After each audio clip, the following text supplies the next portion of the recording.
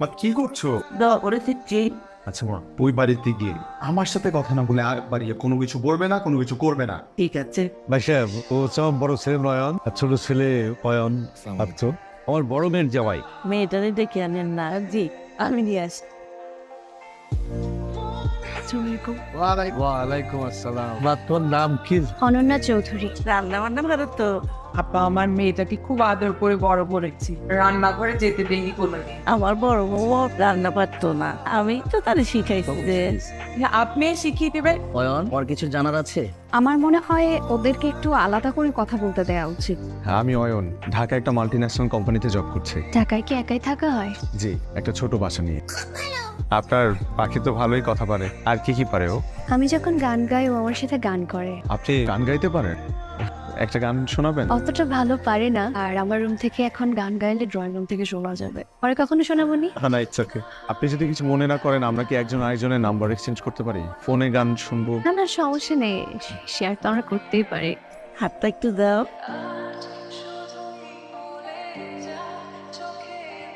মা, তোমাকে না বললাম আগ বাড়িয়ে কিছু না করতে?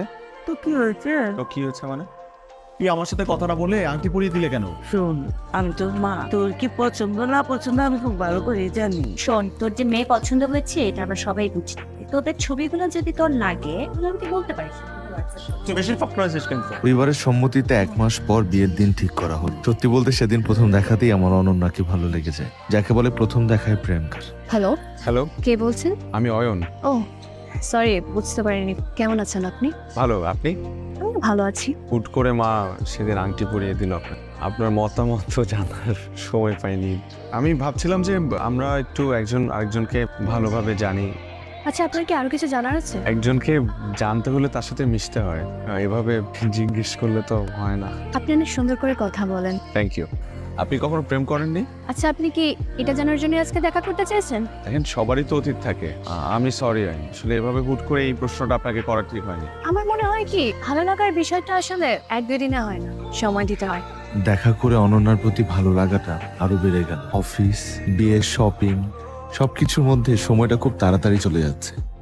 এর মধ্যে বিয়ের সময়টাও ঘনিয়ে এলো। হ্যালো, হ্যাঁ বিয়ে সাহেব, কি খবর? হ্যাঁ, আসসালামু আলাইকুম, আমি অয়ন। বাবা, আমি অনন্যর বাবা। অনন্য আসলে একটা সিটি রেখে বাসা থেকে বের হয়ে গেছে, যে সব জায়গায় খোঁজাখুঁজি করতেছে, আমাদের কারো ফোনও রিসিভ করতেছে না।